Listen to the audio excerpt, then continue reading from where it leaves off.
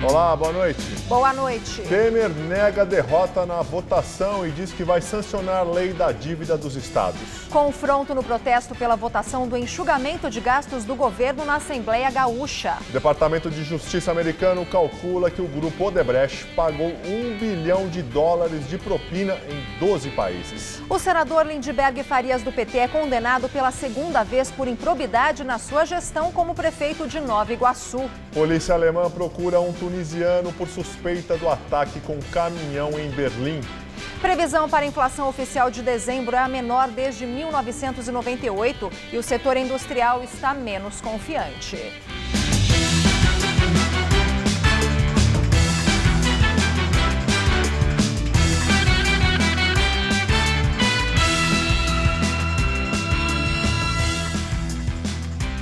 Em São Paulo, o presidente Michel Temer diz que deve sancionar a lei de renegociação da dívida dos estados, aprovada ontem pela Câmara dos Deputados. Temer também negou que o governo federal tenha saído derrotado da votação. O presidente Michel Temer visitou um dos apartamentos do programa Minha Casa Minha Vida, entregues hoje a 420 famílias em Mogi das Cruzes. Durante a cerimônia, ao lado do governador de São Paulo, tentou demonstrar que mantém o apoio do aliado e desfazer rumores de que o PSDB de Geraldo Alckmin estaria se afastando do governo do PMDB.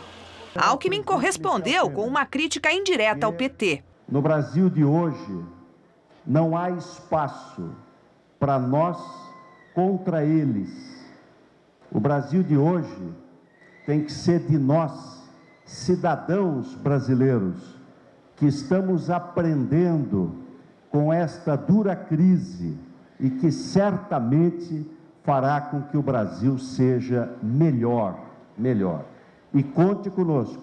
No discurso, Temer mencionou o pacote de ajuda aos estados aprovado ontem na Câmara, que aumenta em 20 anos o prazo para pagar dívidas com a União. Os deputados retiraram do texto as condições que tinham sido definidas pelo governo federal para que os estados endividados pudessem renegociar, como cortar gastos e congelar a contratação de pessoal. O presidente minimizou a derrota. Porque a primeira impressão que se deu ontem foi interessante, foi curiosa. O governo foi derrotado, né? E não é nada disso. O que nós mandamos, o que nós fizemos, foi exatamente o projeto de lei para confirmar a repactuação da dívida que nós fizemos com os estados. Aos jornalistas, Temer disse que, apesar das modificações feitas pela Câmara, não pretende vetar o projeto, mas que só será aprovado o acordo se o Estado assumir compromissos para sanear as finanças. Porque senão você faz a recuperação, autoriza a recuperação e ao depois o Estado vai, se me permite a expressão ali, vai para o vinagre da mesma maneira, não é? E isso é impossível. No momento em que houver pedido, não sei se haverá, de recuperação judicial, nós vamos determinar que só se dá a recuperação, se defere a recuperação, se houver contrapartida. E essa contrapartida tem que estar muito bem alinhavada. Caso contrário, cria-se problema para o Estado e cria problema para a União. Isso nós vamos acertando aos poucos, não é? Note que a minha tendência maior é não vetar, evidentemente. Temer disse ainda que o governo pretende apresentar em janeiro o projeto de reforma trabalhista. Segundo o presidente, a negociação entre patrões e empregados deve prevalecer sobre a lei. No Rio Grande do Sul, mais confusão no terceiro dia de votação do pacote encaminhado pelo governo gaúcho à Assembleia Legislativa. Ao todo, 5 projetos para tentar conter a crise financeira já foram aprovados.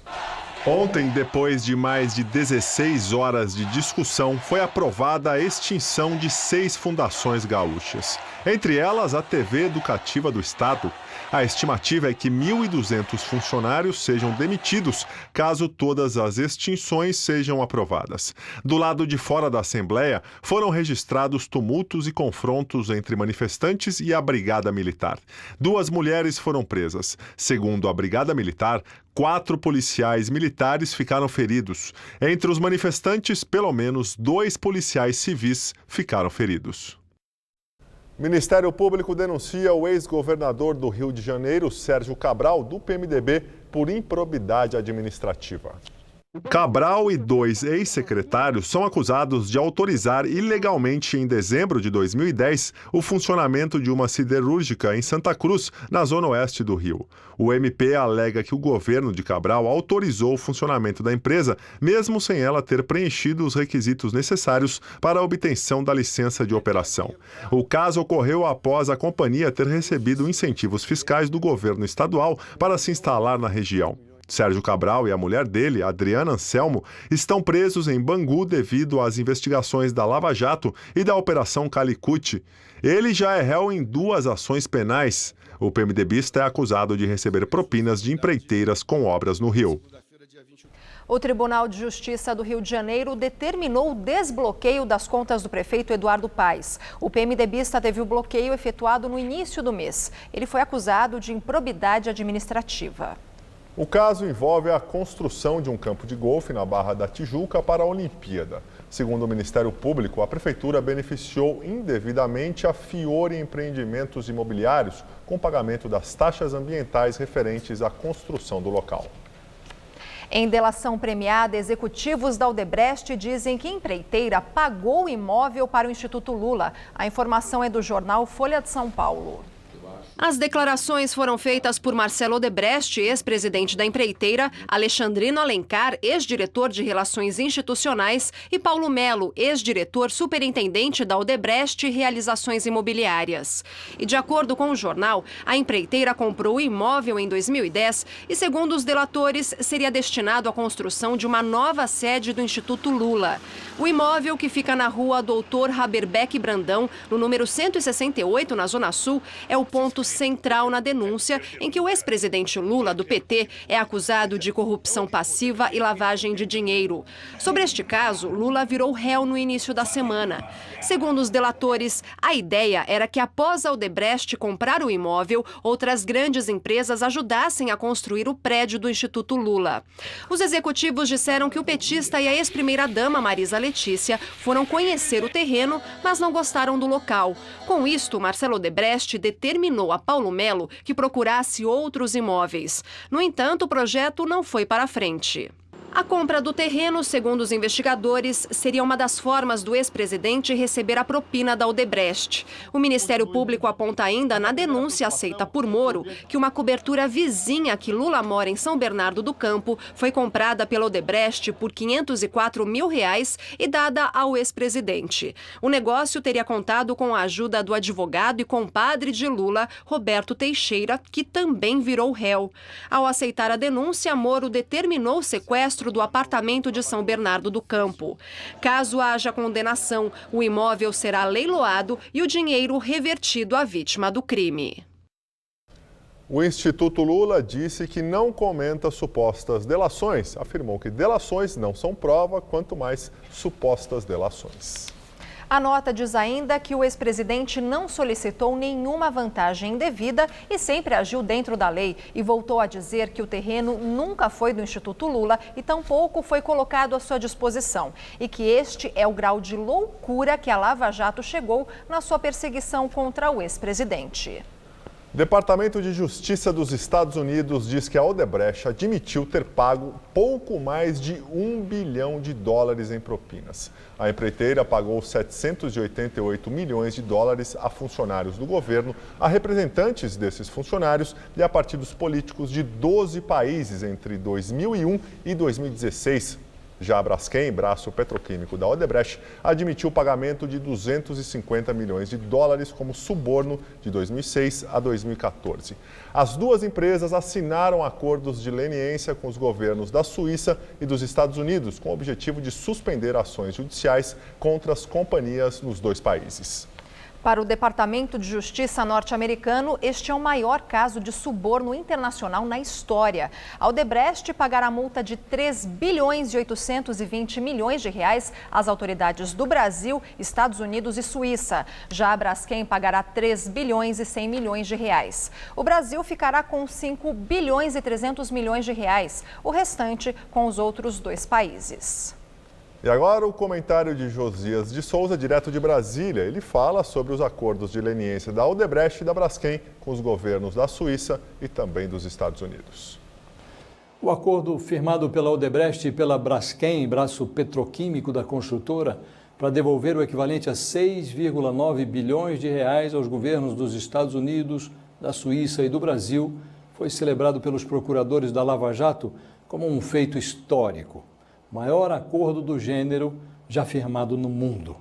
O fato realmente merece celebração, sobretudo porque o Brasil vai ficar com a maior parte da grana, 5,3 bilhões de reais.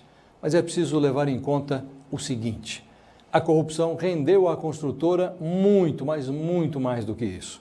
A Folha de São Paulo noticiou dias atrás que apenas com 2 medidas provisórias que um de seus ex-diretores confessou ter comprado no Congresso Nacional, o grupo Odebrecht obteve benefícios fiscais e tributários de 8,4 bilhões de reais entre 2006 e 2015.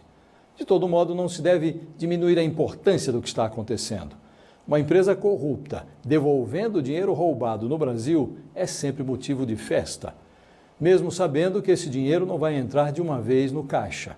Pelo acordo, a Odebrecht vai ter um prazo de 23 anos para devolver os 5,9 bilhões de reais.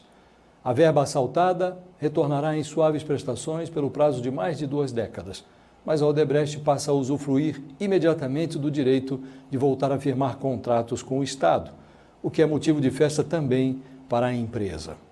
Esse tipo de acordo, no fundo, funciona como um negócio convencional. Quando as duas partes concordam, cada uma acha que levou vantagem sobre a outra. Boa noite. Juíza substituta de Sérgio Moro, Gabriela Hart, manda ex-tesoureiro do PT, Paulo Ferreira, indicar imóvel como garantia para a fiança. Moro revogou a prisão de Ferreira, mas impôs a ele o recolhimento de R$1 milhão. O juiz da Lava Jato entrou em férias, mas Gabriela mantém o ritmo da 13ª Vara Federal de Curitiba. A decisão que libera Ferreira é da última sexta-feira, dia 16. Com impasse no pagamento da fiança, ele ainda não foi solto. Paulo Ferreira é o 3º ex-tesoureiro do PT apanhado na Lava Jato. Delúbio Soares e João Vacari Neto também são alvos da maior operação já realizada no país contra a corrupção. Senador Lindbergh Farias, do PT, é condenado pela 2ª vez em uma semana. O senador líder da oposição no Senado foi condenado por improbidade administrativa. A pena é de 5 anos de suspensão de direitos políticos e multa de R$640 mil. Segundo o Ministério Público, quando era prefeito de Nova Iguaçu, na Baixada Fluminense, Lindbergh fez um acordo político com o ex-vereador José Agostinho de Souza entre janeiro de 2005 e abril de 2007. No acordo, várias pessoas da família do vereador foram nomeadas para cargos na prefeitura em troca de apoio político na Câmara Municipal. Na semana passada, o juiz Gustavo Quintanilha Teles de Menezes já havia condenado Lindbergh em outra ação de improbidade administrativa. Segundo o magistrado, quando era prefeito, Lindbergh distribuiu caixas de leite e cadernetas de controle de distribuição com um logotipo criado para o seu governo impresso no material. Num outro processo, Lindbergh Farias teve os bens bloqueados pela dispensa de licitação em convênio feito com a Fundação Nacional do Livro Infantil e Juvenil. Em sua defesa, o senador disse estar sendo perseguido pelo juiz e que tem plena convicção que a decisão será revertida e a justiça prevalecerá. Ministro Luiz Roberto Barroso, do Supremo Tribunal Federal, concede livramento condicional a José Roberto Salgado, condenado a 14 anos e 5 meses de prisão no mensalão petista. O ministro reconheceu que o ex-dirigente do Banco Rural se encaixa nos requisitos para o benefício.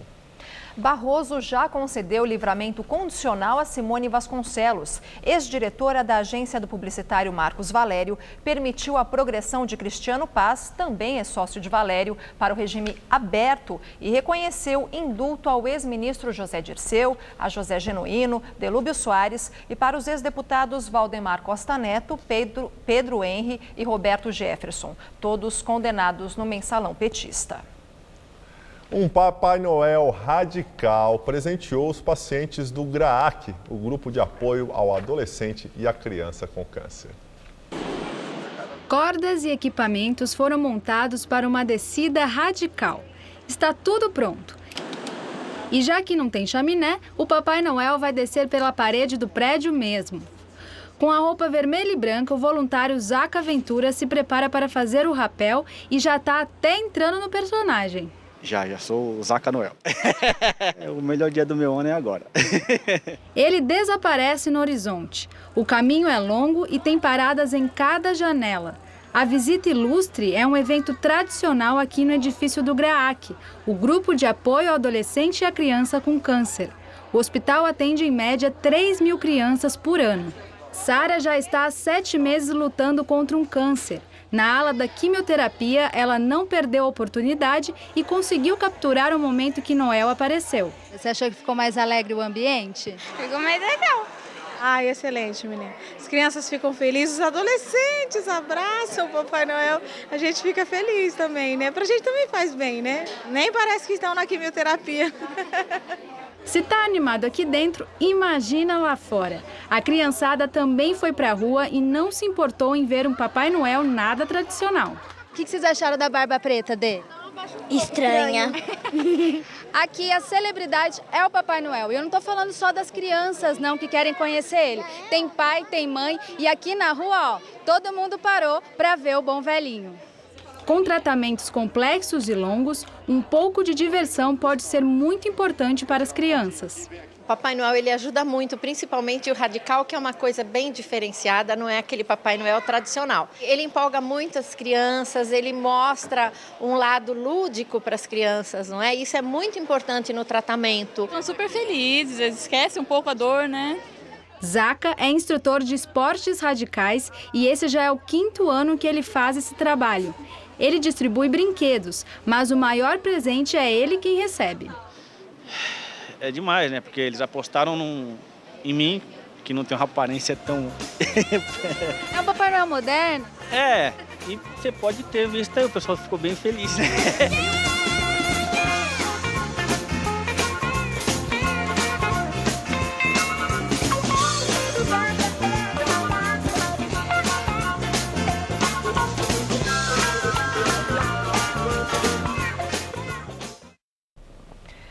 O verão começou hoje às 8h44 da manhã e, segundo os meteorologistas, será mais chuvoso que os últimos anos aqui em São Paulo. E a nova estação já começou quente. Hoje a máxima chegou aos 30 graus à tarde, choveu forte aqui na capital e deve ser assim nos próximos dias. Vamos ver em detalhes a previsão para o Brasil e o estado de São Paulo, hoje com Fernanda Azevedo.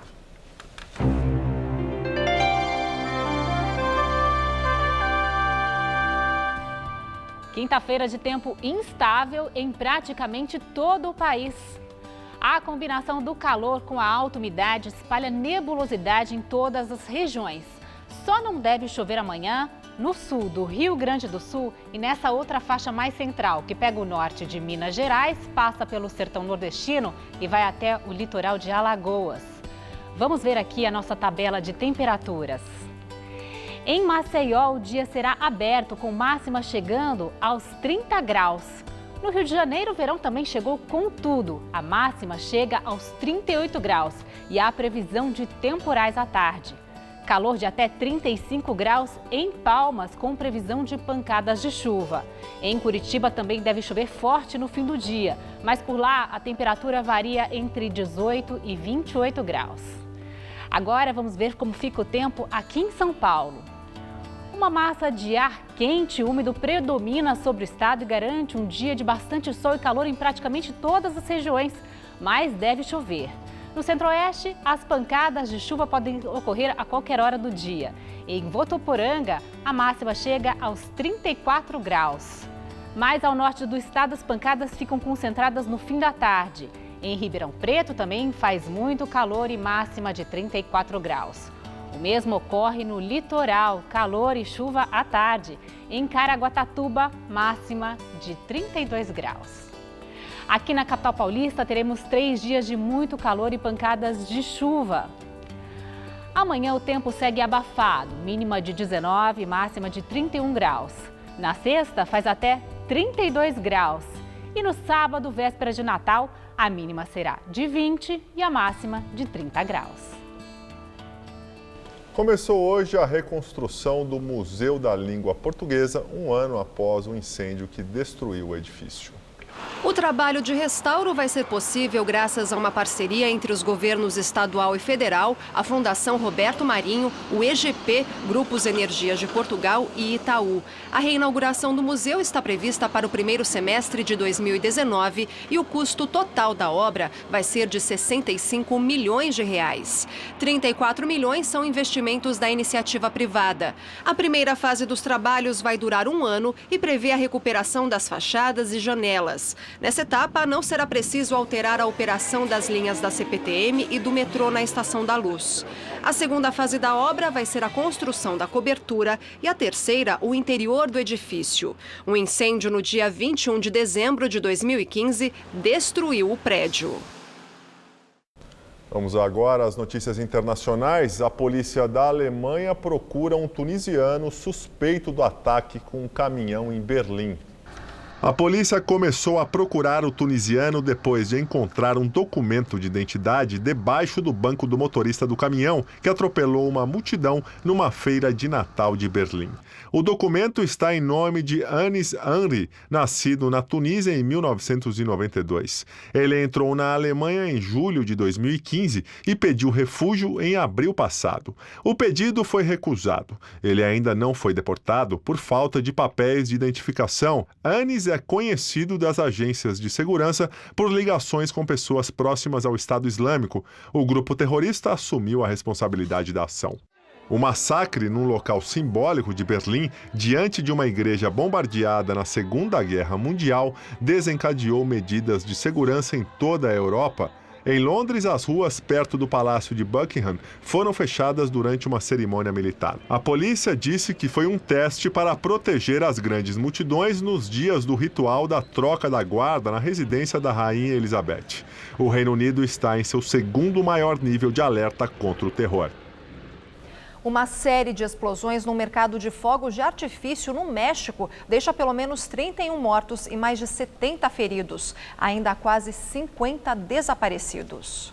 6 grandes explosões aconteceram em cadeia no mercado conhecido como San Pablito, na comunidade de Tupetec, no subúrbio da Cidade do México. O mercado tinha o tamanho de 2 campos de futebol com mais de 300 barracas e estava lotado por causa das festas de fim de ano. O fogo foi controlado depois de 3 horas e tudo ficou destruído. As causas do acidente ainda não são conhecidas. O mercado tinha licença de funcionamento e já havia passado por outros 2 incêndios há alguns anos. Na Colômbia, um avião de carga não consegue decolar, ultrapassa a cabeceira da pista e cai. 5 pessoas morreram e uma ficou ferida. O Boeing 727 da companhia Aerosucre tentou decolar do aeroporto de German Orlan, na cidade de Puerto Carreño, na fronteira com a Venezuela. Moradores que estavam na cabeceira da pista quase foram atingidos e filmaram a tentativa de decolagem.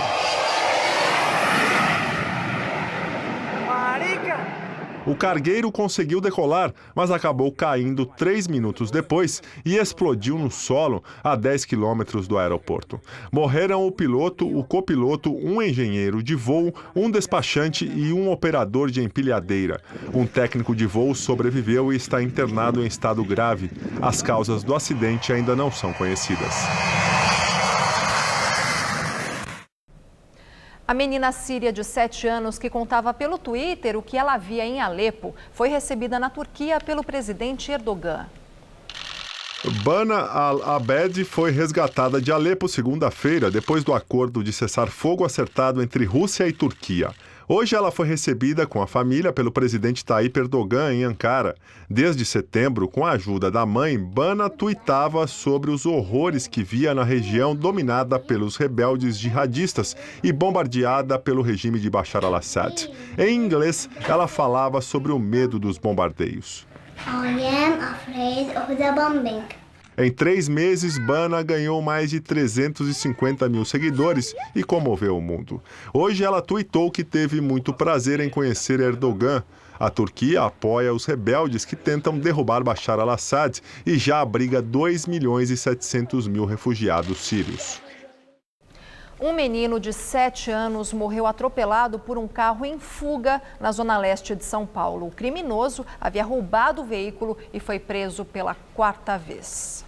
O garoto Inayan Moreira, de 7 anos, brincava com outras crianças por volta das 8 horas da noite em uma rua do bairro da Ponte Rasa. Os moradores faziam uma confraternização de fim de ano no bairro. No impacto com o veículo, Inayan foi arremessado contra outro carro. Ele foi socorrido, mas morreu no hospital. O criminoso é Israel Pigozzi Martins, de 23 anos. Ele deixou a prisão há menos de 2 semanas. Ao passar por um radar, uma viatura da polícia foi notificada que o carro que ele dirigia era roubado. Depois de atingir o menino, o homem não prestou socorro e seguiu em fuga, mas foi preso em flagrante pela polícia. Várias escolas públicas e particulares de São Paulo estão investindo em aulas de programação de videogame ou cultura geek. Com isso, a garotada aprende desenho, geometria, física e inglês, desenvolvendo jogos de computador.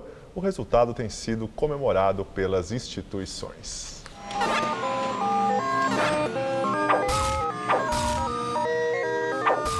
Videogame e física. Para Gianluca é uma mistura que dá super certo. Sempre gostei dessas coisas de mundos fantasiosos e aventuras. Então, quando surgiu uma matéria aqui na escola que falava justamente sobre isso, foi a minha primeira opção nas eletivas. Eu já corri e vim fazer ela. Ele é aluno do 2º ano do ensino médio na Escola Estadual Alexandre von Humboldt, na Lapa, zona oeste de São Paulo. A escola é de tempo integral e esse ano, a pedido dos alunos, entre as disciplinas optativas, estão as aulas de programação de videogame. Caio também frequenta as aulas desde o começo e está encantado por esse universo. A gente aprendeu a mexer no software e nesse software a gente está desenvolvendo o game. Nas aulas, além de aprender a linguagem do videogame, os alunos também têm que criar o próprio jogo associado a algum conteúdo da escola. O intuito foi desenvolver a física, né? Agora, o desenvolvimento do jogo, quando você envolve programação, você tem a lógica, você envolve a geometria, o inglês. Atrás dessa porta tem pelo menos 10 programadores trabalhando nesse momento em diferentes projetos de videogame. Mas o curioso é que são crianças que têm entre 7 e 12 anos. Nós estamos em uma escola especializada em ensinar programação e tudo mais sobre esse universo dos games. A escola tem cursos regulares de programação para crianças e adolescentes. Pedro já é o mais experiente da turma. No currículo, vários jogos com os super-heróis favoritos. Conhecimento que ele já leva para a vida. É pura equação, então melhorou muito minhas notas em matemática, assim como também melhorou em artes, porque eu fui pesquisando designers novos de personagens, então ajudou no meu aprendizado na escola. Junto com a programação, eles desenvolvem outras habilidades, como persistência, foco, resolução de problemas, empreendedorismo, porque eles começam um projeto e chegam no fim, eles realizam. A satisfação deles é muito grande quando eles veem um sonho realizado. Se eu quisesse, por exemplo, seguir profissão nisso, dá para descobrir que a gente pode trabalhar e se divertir ao mesmo tempo.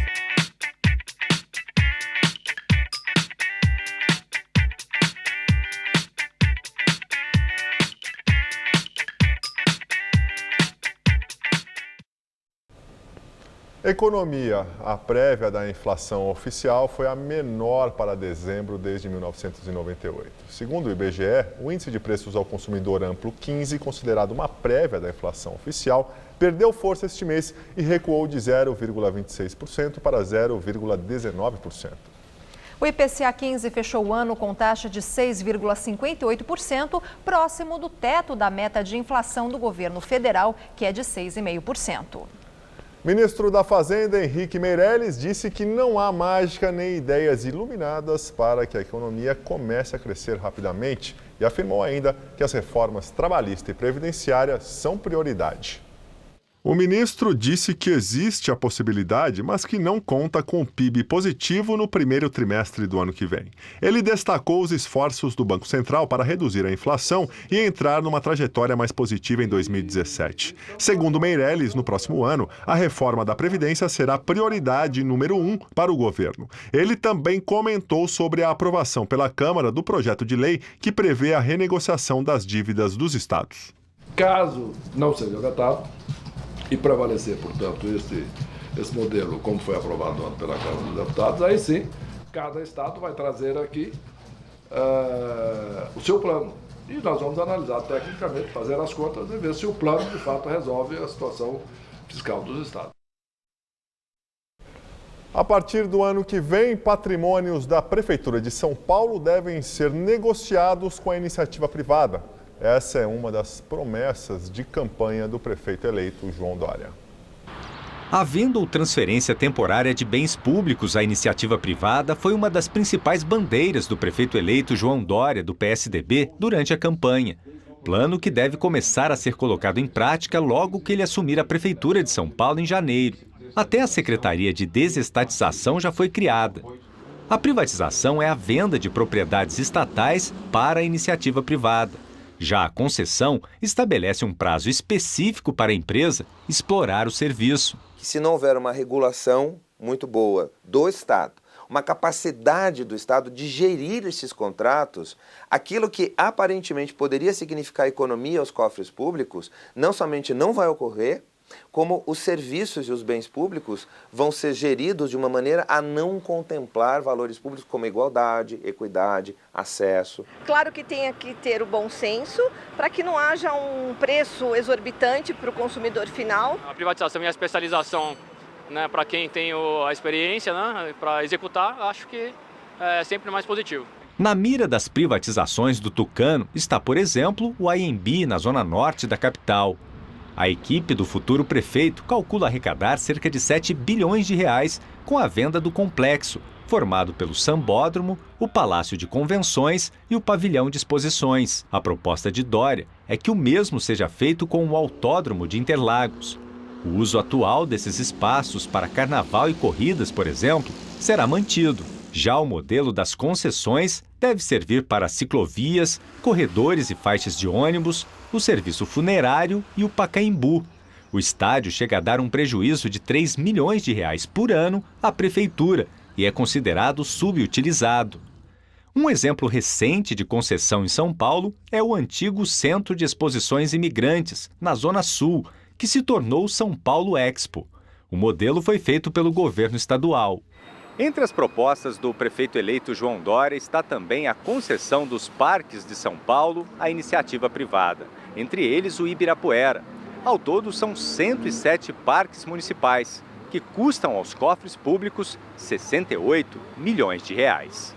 O futuro secretário de Desestatização, Wilson Poit, explica que com as privatizações e concessões, o município deve economizar recursos, que serão usados em outras áreas, como saúde e educação. E nós já temos diversos exemplos no Brasil, mesmo em outros estados do Brasil, no estado de São Paulo e no mundo, em que o equipamento privatizado funciona muito melhor. E o principal, que eu acredito de verdade, no fundo, é que nós vamos explicar isso com calma. Vamos ouvir toda a população, ouvir os investidores. Os projetos não estão fechados. Nós estamos em fase de estudos. As propostas precisam ser submetidas à Câmara dos Vereadores, onde podem encontrar resistência. É o caso do vereador Toninho Vespoli, do PSOL, que é contra as privatizações e as concessões. Determinadas concessões pode ser terrível para os cofres públicos e quem perde isso é em termos de atendimento para a população. O mercado ele tem uma vocação para alguns serviços de cunho mais econômico, industrial, por exemplo, né? E o mercado continua, o Estado continua a ter vocação para outros serviços, sobretudo sociais, né? Mas isso não significa que modelos não possam ser combinados. Acho que é isso que eu vejo acontecendo hoje no mundo também. E agora vamos ao comentário de economia com Vinícius Torres Freire. O governo Temer decidiu fazer uma reforma trabalhista por medida provisória, como a gente acabou de saber agora de noite. Além do mais, pode permitir o saque de até R$1.000 de contas do FGTS no ano que vem, com o argumento de que isso pode ajudar trabalhadores endividados. Seja lá qual for a importância da reforma, é um assunto muito grave para ser feito quase por decreto. Mas, sendo medida provisória, passa a valer de imediato. O governo Temer está abalado pelas delações de corrupção da Odebrecht, entre outras. Parte gorda do ministério está na corda bamba ou com a faca no pescoço. No Congresso, onde ia bem, começou a sofrer algumas derrotas. Temer quer manter apoios. Assim, passa a prometer mais. Como não pode prometer crescimento econômico, promete mais reformas. E reformas são música para a maior parte da elite econômica. Temer sabe para quem está cantando para manter apoios. O que ficaria da CLT? Férias de 30 dias, 13º e jornada máxima de 44 horas por semana. O resto poderia ser negociado. Como se diz, vai valer o negociado sobre o legislado, o acordo de sindicatos e empresas sobre quase tudo o que está escrito na lei. E o que pode ser negociado? Quase tudo em tese. Se a pessoa pode ser contratada por hora, dia, mês, a jornada pode durar até 12 horas por dia e 220 horas por mês. Os 30 dias de férias poderão ser parcelados em até 3 vezes. Pode haver acordos variados para trabalho em casa, registro de ponto, participação dos lucros, horário de intervalo. A medida provisória está ficando pronta agora nesta noite. Em tese, reforma trabalhista pode diminuir o desemprego. Pode facilitar vários tipos de contratação, de acordo com as necessidades das empresas. É mais ou menos assim que funciona em países como os Estados Unidos, mas bem diferente da Europa, por exemplo. Em tese, funciona e facilita a contratação de certos tipos de trabalho e trabalhadores. Na prática, a teoria são outros 500. Há grandes categorias de trabalhadores que têm sindicatos inoperantes ou mesmo vendidos. Há trabalhadores que não têm mesmo organização alguma. Em suma, a gente sabe pouco do impacto de uma coisa tão importante para ser decidida quase por decreto. Boa noite. O índice de confiança da indústria recua na prévia de dezembro. A Fundação Getúlio Vargas divulgou hoje o ICI, que alcançou 84,1 pontos, queda de 2,9 pontos na passagem de novembro para dezembro. Segundo a FGV, o resultado preliminar de dezembro foi determinado pela piora tanto das avaliações sobre a situação atual quanto das perspectivas para os meses seguintes. O impacto da recessão no mercado automobilístico brasileiro na entrevista do dia com Maria Lídia Flandoli. O Jornal da Gazeta recebe Antônio Megali, presidente da Anfávia, a Associação Nacional dos Fabricantes de Veículos Automotores. Obrigada por sua entrevista. Que os tempos estão difíceis, não há quem conteste. Eu quero começar ouvindo, para o seu setor, o que é que os números estão indicando, os números da economia, em termos de perspectivas futuras? Bom, primeiro é um prazer estar participando aqui com você, Maria Lídia, é um prazer estar falando com seus telespectadores. Bom, o nosso setor, como vários outros, estão sofrendo essa crise sem precedentes. É o terceiro ano que a gente está enfrentando uma redução substancial do mercado. Devemos terminar 2016, mais ou menos, com um mercado de 2.050.000 veículos, mais ou menos em linha com as previsões que tínhamos, que é uma queda de quase 20% em relação ao ano passado. Terceiro ano de queda é uma situação bastante complexa, né? Uma capacidade ociosa grande. Mas nós começamos a ver alguns sinais já de recuperação, sempre os últimos meses do ano, em geral, tem mostrado um mercado um pouco mais aquecido e a gente acredita que o ano que vem devemos parar de cair, não devemos ter mais uma queda, pelo contrário, a gente está prevendo uma pequena retomada, o que já é um sinal positivo. Bom, essa previsão de uma retomada entendida como um sinal positivo, tem relação direta com a aprovação da PEC do teto de gastos, com a sinalização, por exemplo, do Copom, de que a partir de janeiro o ritmo da queda de juros poderá ser aumentado, ou algum outro aspecto mais específico? Não, o nosso setor ele vive muito da questão de confiança, né? Confiança do consumidor e também a confiança do empresário nos seus investimentos. A gente acredita que essas medidas que começam a ser tomadas, como a PEC de teto dos gastos, ela é fundamental para começar a mudar o humor, né? Nós acreditamos que 2017, como a gente mencionou, será um crescimento ainda bem leve. E com as últimas informações que a gente está vendo, o começo do ano ainda será com alguma dificuldade, com uma melhoria gradual a partir do segundo semestre. Acredito que à medida que as novas medidas econômicas vão sendo aprovadas, isso vai começando a mudar o humor. E outra, uma redução na taxa de juros de uma forma mais expressiva, ela começa também a beneficiar os financiamentos, começa a baixar o custo dos financiamentos, que é absolutamente vital para o nosso setor, para a recuperação do nosso setor. Eu me lembro que vocês da Anfávia haviam feito uma sugestão ao Banco Central que liberasse os depósitos compulsórios exatamente para ampliar linhas de crédito. No que deu essa sugestão, hein? Então, essa sugestão foi feita num determinado momento, havia um problema de liquidez e ela teve esse papel importante. Hoje a gente está vendo que há uma situação um pouco diferente, né? O consumidor ele está muito reticente em se endividar mais e também os bancos estão sendo bastante seletivos na concessão de crédito, né? Então, a gente acredita que à medida que a economia vai entrando nos eixos de uma forma gradual, isso vai começando a mudar a situação e aí o mercado, que é tão importante, que é um mercado que emprega tanta gente, ele pode começar a recuperar. Bom, historicamente, fim de ano é o momento que tanto produção como venda de automóveis tem assim, um crescimento. Nesse fim de ano de crise, como é que está a produção de veículos e a venda? Melhorou? Nesses últimos 2 meses, como é tradicional, a gente vê sempre um crescimento, né? O mês passado, por exemplo, novembro, nós tivemos uma produção de 213 mil unidades. Foi a primeira vez que a produção passou de 200 mil unidades no ano. É um lado já interessante que já começa a mostrar que há alguma procura.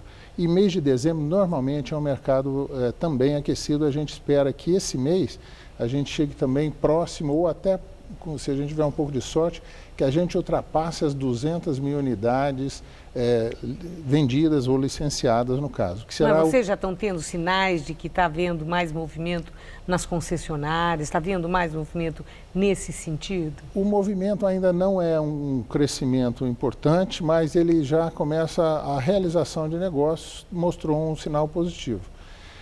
A gente veio durante o ano com um nível de emplacamentos de veículos diário na ordem de 7.500 a 8.000 e nesse mês de dezembro especificamente, no acumulado do mês, já passamos dos 9.000 veículos por dia. O que, se continuar até o final do ano, nesse ritmo, nós vamos ter realmente um mercado acima de 200 mil unidades, o que seria positivo. E os esforços para a exportação, para a abertura de novos mercados, no que tem resultado?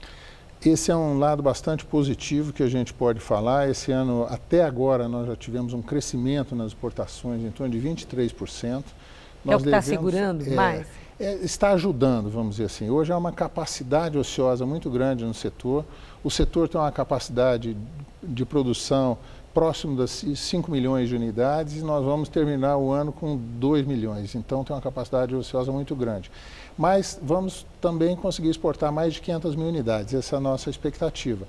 O que tem ajudado? Tem havido um esforço grande da gente avançar em acordos comerciais ou pelo menos aperfeiçoá-los, primeiramente na América Latina, mas também começamos a ver outros continentes. União Europeia?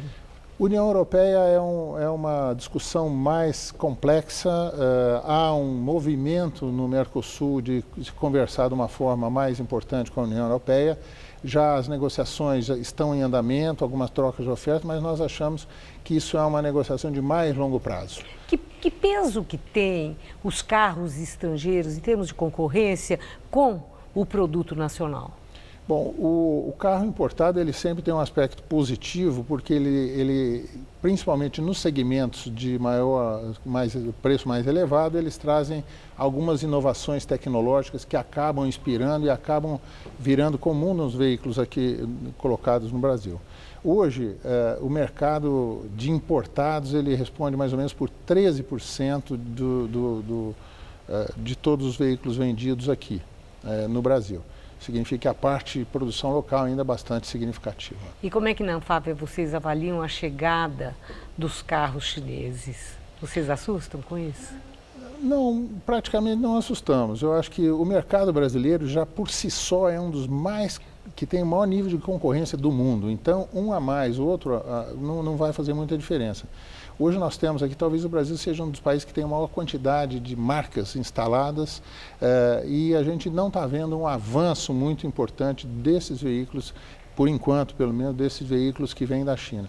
Há um nível de concorrência muito grande, há um nível de escolha do cliente, que é um lado positivo.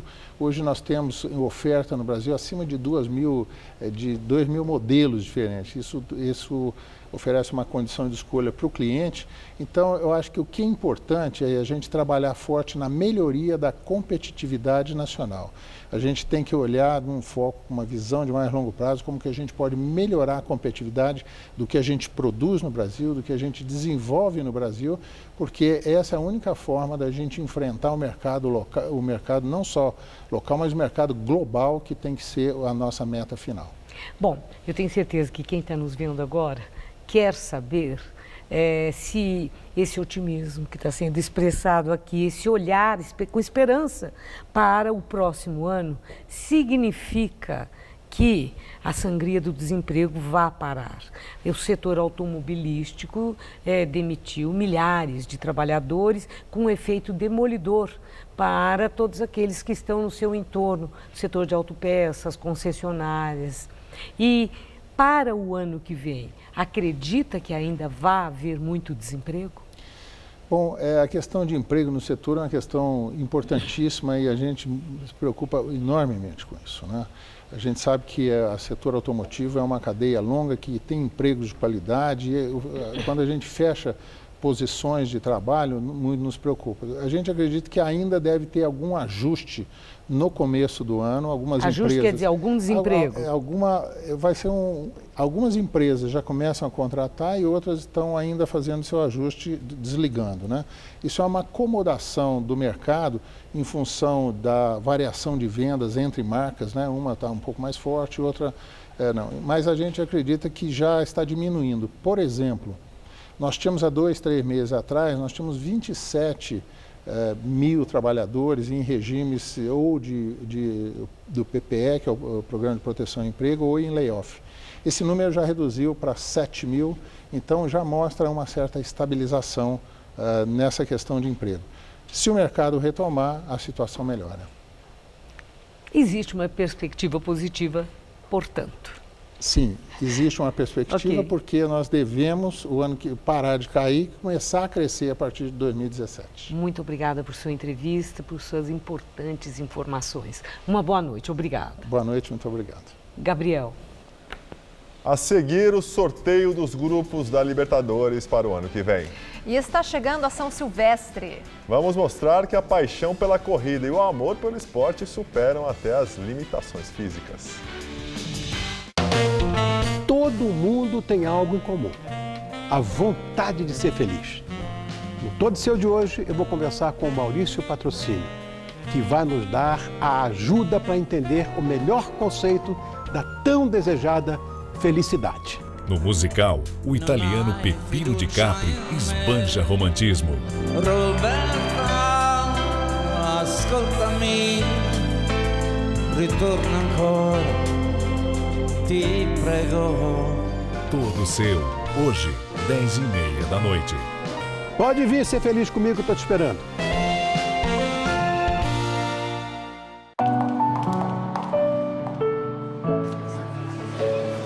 A Fundação Bradesco trabalha para formar cidadãos completos, inspirados pelo conhecimento e pela troca de experiências, levando educação e oportunidades a todos.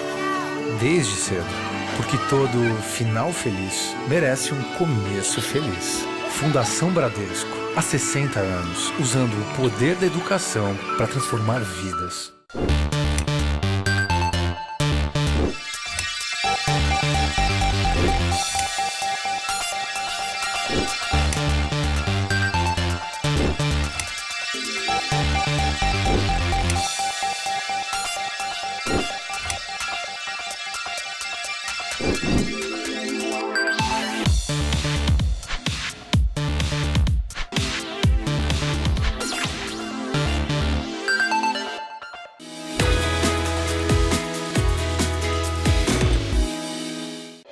Tudo anda cada vez mais rápido.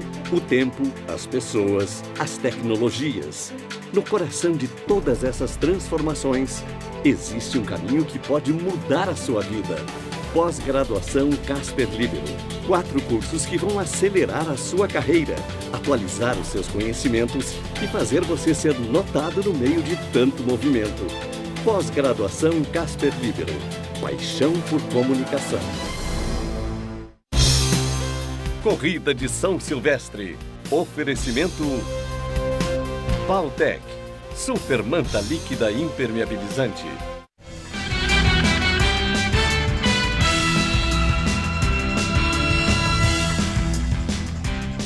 E agora as notícias do esporte com Gabriel Cruz e Celso Cardoso. Participar de uma São Silvestre é um sonho para quem ama correr. E as portas da prova estão abertas para todos os apaixonados pelo esporte. Boa noite, Celso. Boa noite, Gabriel. Inclusive para aqueles que estão limitados por uma deficiência física. Mas a limitação não é problema quando há motivação e o amor da família. Os personagens são a Cláudia, mamãe da Beatriz, e o Marco Antônio, papai do Marcos Vinícius. Eu sou uma pessoa ex-obesa, né? Pesava 140 quilos e em um ano eu consegui eliminar esses 45 quilos e depois disso eu ingressei meu filho no mundo do esporte. Ele começou a fazer corrida de rua comigo e daí por diante ele só teve evolução. Ele começou numa cadeira de roda, depois foi para um triciclo, hoje ele está na handbike. Eu comecei a correr mais oficialmente, foi em 2011 que eu comecei a ter paixão mesmo por corrida de rua, de participar realmente de corrida de rua, né? A minha filha, que tem múltiplas deficiências, ela era impossibilitada de caminhar, então eu sempre andava no parque, colocava ela na cadeira de roda e ela conduzia. O grupo Correr por Eles foi criado pela Cláudia há alguns anos. O Parque da Juventude, na zona norte da capital, o local escolhido para os treinamentos, que andam mais intensos. Afinal, dia 31 de dezembro, eles estarão na Avenida Paulista, participando da Corrida de São Silvestre. O Marcos, aliás, está tão animado que está indo em busca do seu sonho. Se eu não conseguir esse sonho de ser um atleta paralímpico, tomara que eu consiga pelo menos ter uma vida normal. Para a Beatriz, dia 31 de dezembro é o dia de manter viva esta imagem. Cruzar a linha de chegada caminhando.